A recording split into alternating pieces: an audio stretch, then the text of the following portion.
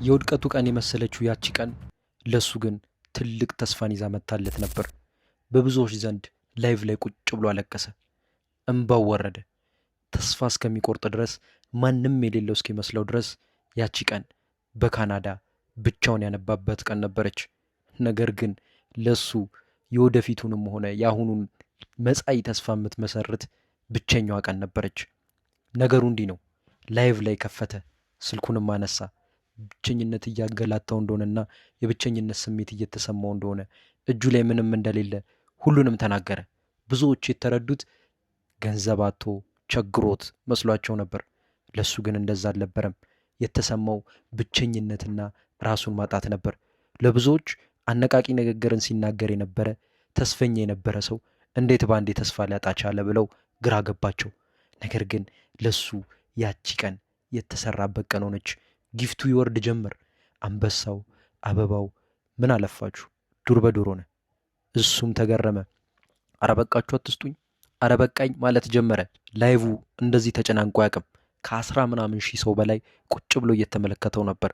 ያቺ ቀን በቃኝ በቃኝ እያለ መለመን ጀመረ። ይወርዳል አበባው፣ ይወርዳል አንበሳው።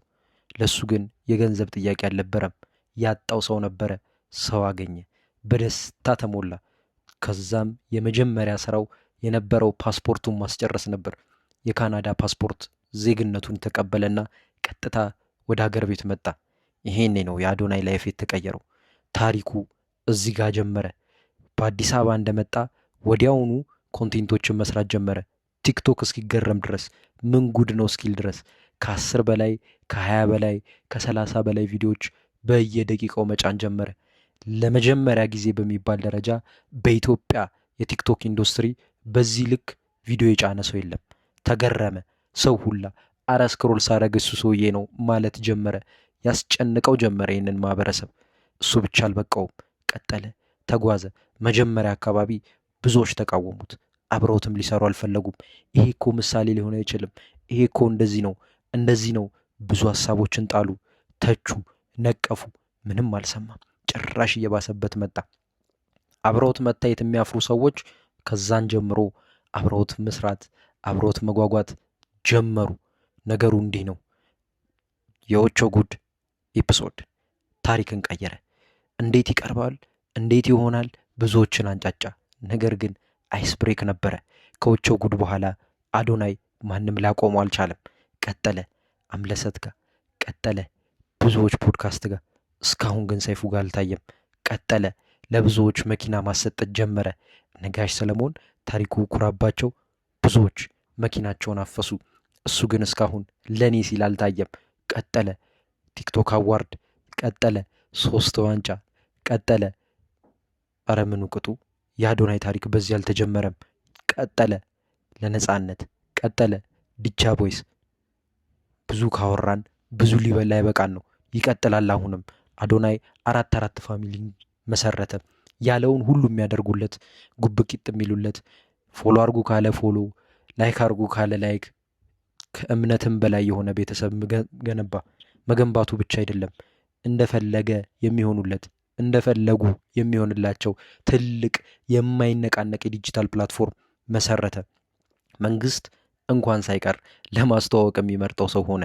የኮሪደሩን ልማት በሱ ብዙ ተዋወቀ።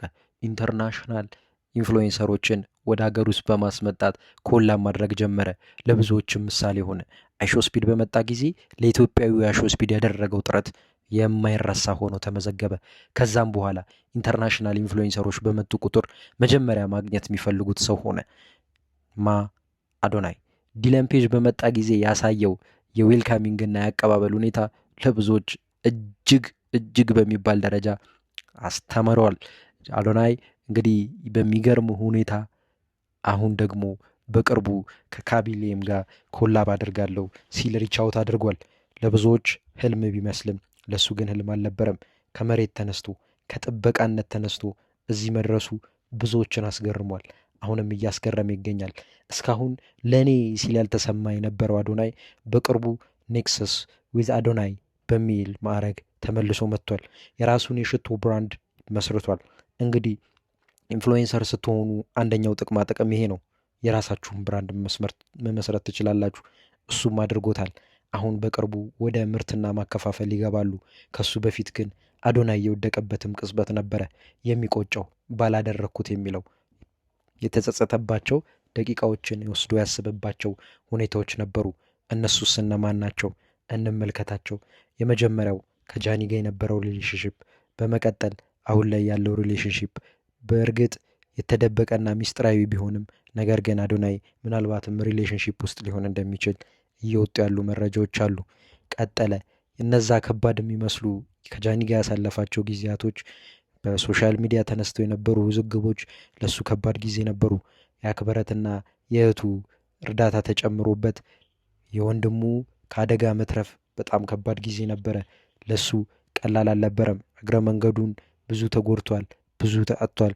ነገር ግን በዛው ልክ ብዙ ያተረፈ ሰው ነው። ለሱ ሌላኛው የስራው ቢዝነስ ውድቀት የሚባለው ኢትዮጵያን ቲክቶክ ለመጀመሪያ ጊዜ ይከፍላል ብሎ ያስተዋወቀው ሲድሮ ነበር። በቅርቡም ከሲድሮ አፕሊኬሽን ጋር ያለውን ውል ማቋረጡን አሳውቋል። እሱም የውድቀቱ የመጀመሪያው ሊሆን ይችላል ብሎ ቀድሞ ተንብዮት ተናግሯል። ምናልባትም ይቅርታም ለአድናቂዎቹና ለተከታዮቹ ጠይቋል። ሲድሮ ይሰራል ብዬ ባሰብኩት መንገድ አልሄደም፣ አልሰራምም። ለዛም ያለኝን ውል ማቋረጤን እገልጻለሁ። እናንተንም ተስፋ አድርጋችሁ ተስፋ እንድትቆርጡ ስላደረግኳችሁ ከልብ ይቅርታ ጠይቃለሁ አለ። ይሄ የጅማሮ ነው። እየሰራ ያለ ሰው ይሳሳታል፣ ይወድቃል ብለው አላሸብሩ አታስብ አብሽሩ ብለው አስቀጥለውታል። አሁን ላይም ይቀጥላል፣ ወደፊትም ይመጣል። አዶናይ ለብዙዎች መነቃቃት፣ ለብዙዎች ደግሞ ኩራት እየሆነ እየሄደ ነው። ነገር ግን ከፍታው ከፍ እያለ በመጨመረ ቁጥር ለእርሱ የሚመጣበትም ጫና እየጨመረ ነውና ከወዲሁ አድናቂዎቹ ወዳጆቹ የሆናችሁ ፎሎ፣ ላይክ፣ ሼር፣ ሰብስክራይብ በማድረግ የእሱን ታሪክ ለብዙዎች እንዲደርስ አጋሩ።